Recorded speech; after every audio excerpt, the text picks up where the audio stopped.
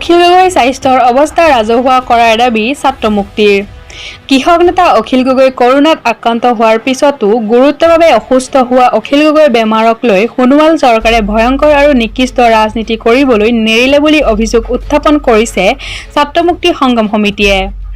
অভিযোগ উত্থাপন কৰি ছাত্ৰ মুক্তি সংগ্ৰাম সমিতিৰ কেন্দ্ৰীয় কাৰ্যকৰী সভাপতি আছাফুল ইছলামে সোণোৱাল চৰকাৰক ধিক্কাৰ জনাই কয়, কোনো কৰোনা ৰোগীৰ চিকিৎসাৰ বাবে বিশেষজ্ঞ সমিতি গঠন কৰিবলগীয়া হোৱা নাই। কিন্তু চিকিৎসালয়ত ভৰ্তি কৰাৰ পূৰ্বেই অখিল গগৈৰ চিকিৎসাৰ বাবে বিশেষজ্ঞ সমিতি গঠন কৰা হ'ল। অখিলক মৰম কৰি গুৰুত্ব প্ৰদান কৰি চৰকাৰে এয়া কৰিছে বুলি ক'ব নোৱাৰি। সকলোৱে জানে অখিল গগৈৰ প্ৰতি এই চৰকাৰৰ আক্ৰোশমূলক দৃষ্টিভংগীৰ কথা। কেনেকৈ ইটোৰ পিছত সিটো ভুৱা গোচৰ জাপি দি তেওঁক দীৰ্ঘদিন কাৰাবন্দী কৰি ৰাখি চিকিৎসাহীনভাৱে তিলে তিলে মৃত্যুৰ মুখলৈ ঠেলি দিয়াৰ ষড়যন্ত্ৰ কৰিছে। তেনেস্থলত অখিল গগৈ চিকিৎসাৰ বাবে বিশেষজ্ঞ সমিতি গঠন কৰাই কথাই যথেষ্ট ৰহস্যৰ সৃষ্টি কৰিছে। হয়তো অখিল গগৈ কিছুদিন পূৰ্বেই কৰোনাত আক্ৰান্ত হৈছে আৰু তেওঁৰ স্বাস্থ্য আমি ভবাতকৈও বহু বেছি গুৰুতৰ হৈ পৰিছে। আচলতে চৰকাৰে ইচ্ছাকৃতভাৱে অৱহেলা আৰু ষড়যন্ত্ৰ কৰি অখিল গগৈৰ স্বাস্থ্যৰ গুৰুতৰ অৱনতি ঘটাই তিলে তিলে হত্যাৰ ষড়যন্ত্ৰ কৰি এতিয়া চিকিৎসাৰ বাবে বিশেষজ্ঞ সমিতি গঠন কৰি দায়িত্ব সঠিকভাৱে পালন কৰাৰ ভাওজুৰি ৰাইজক আভুৱা ভাৰিব বিচাৰিছে, যাতে অখিল গগৈ কিবা এটা দুৰ্ঘটনা হ'লে তাৰ পৰা চৰকাৰে হাত সাৰিব পাৰে বুলি তাৰে বুদ্ধি কৰিছে। আশা কৰিছো আমাৰ আশংকা ভুল বুলি প্ৰমাণিত হওক। যদিহে কৃষক নেতা অখিল গগৈ কিবা হ'বলগীয়া হয় তেন্তে সৰ্বসীমান্ত দল আৰু চৰকাৰৰ ৰাইজৰ খং ক্ষোভত সম্পূৰ্ণ জাহ যাব। ক্ষমতাৰ মূৰত ধৰা মুখ্যমন্ত্ৰী সৰ্বানন্দ সোণোৱাল আৰু স্বাস্থ্যমন্ত্ৰী হিমন্ত বিশ্ব শৰ্মাই এই কথা উপলব্ধি কৰা উচিত। গুৰুতৰভাৱে অসুস্থ হোৱা অখিল গগৈক আবেলি ৫ বজাৰ পৰা কাৰাগাৰত ৰখাই নিশা ১২টা বজাৰ পিছতে GMCHলৈ কিয় আনিলে? একমাত্ৰ মানসিক অত্যাচাৰ কৰিবলৈ নহয়নে? নে সংবাদ মাধ্যমৰ পৰা অখিল গগৈৰ স্বাস্থ্যৰ গুৰুতৰ অৱস্থা লুকাই ৰাখি চিকিৎসালয়ত গোপনে ভৰ্তি কৰাৰ ষড়যন্ত্ৰ আছিল? এবাৰ চিকিৎসালয়ত ভৰ্তি কৰাৰ পিছতো কৰোনাৰ অজুহাতত তাত অখিল গগৈক স্বাস্থ্যৰ বুজ লোৱাৰ বাবে তেওঁৰ পৰিয়ালৰ লোকক নতুবা খবৰ ল'বলৈ কোনো সাংবাদিকক প্ৰৱেশ কৰিবলৈ নিদিব। অখিল গগৈৰ স্বাস্থ্যৰ অৱস্থাক লৈ ৰাইজে উদ্বিগ্ন হৈ আছে। অতি শীঘ্ৰে অখিল গগৈৰ স্বাস্থ্য সম্পৰ্কে অসম চৰকাৰ আৰু স্বাস্থ্য বিভাগে সকলো কথা ৰাজহুৱাভাৱে স্পষ্ট কৰিব লাগে। চিকিৎসকসকলৰ বিশেষজ্ঞ সমিতিয়েও অখিল গগৈৰ সাম্প্ৰতিক স্বাস্থ্য সম্পৰ্কে ৰাজহুৱা কৰি অসমৰ ৰাইজক আশ্বস্ত কৰিব লাগে। কৃষক নেতা অখিল গগৈ ডাঙৰীয়া কৰোনাত আক্ৰান্ত হোৱাৰ পিছতো আৰু তেখেতৰ স্বাস্থ্য গুৰুতৰভাৱে অৱনতি ঘটাৰ পিছতো তেখেতৰ বেমাৰক লৈ সৰ্বানন্দ সোণোৱাল চৰকাৰখনে এক ভয়ংকৰ আৰু নিকৃষ্ট ৰাজনীতিত লিপ্ত হৈ পৰিছে। তেখেতসকলৰ এই ভয়ংকৰ আৰু নিকৃষ্ট ৰাজনীতিক আচলতে গৰিহণা দিয়াৰ ধিক্কাৰ দিয়াৰ আজি আচলতে ভাষাৰ অভাৱ হৈছে।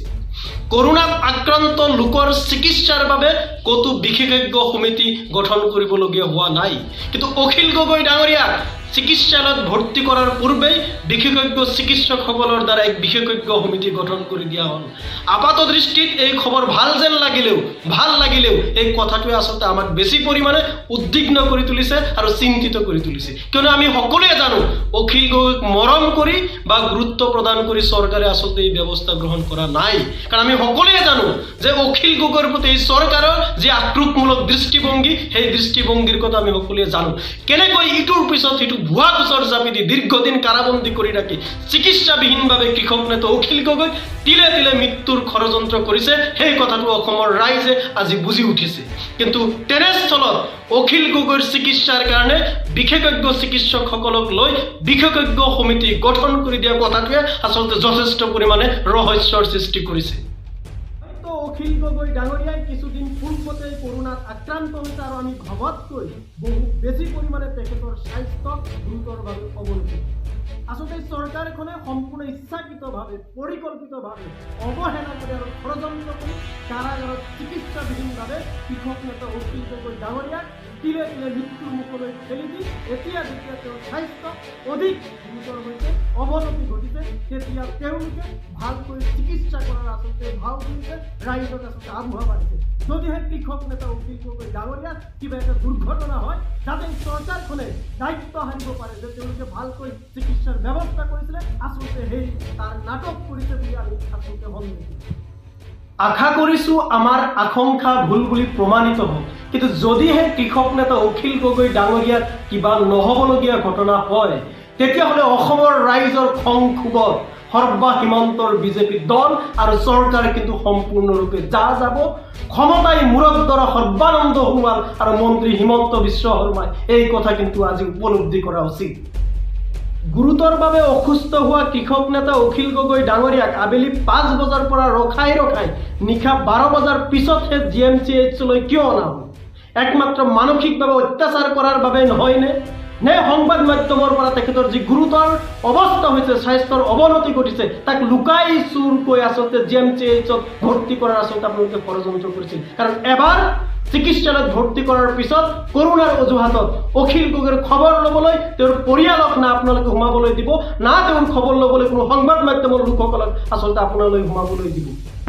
এনেকৈয়ে অখিল গগৈৰ স্বাস্থ্যৰ গুৰুতৰ অৱস্থা আপোনালোকে তেওঁৰ পৰিয়ালৰ পৰা, সংবাদ মাধ্যমৰ পৰা, সংগঠনৰ সতীৰ্থৰ পৰা আৰু অসমৰ ৰাইজৰ পৰা আচলতে লুকাই ৰাখিবলৈ বিচাৰিছিল। তেওঁৰ স্বাস্থ্যক লৈ তেওঁৰ পৰিয়াল, সংগঠনৰ সতীৰ্থ আৰু অসমৰ ৰাইজ উদ্বিগ্ন।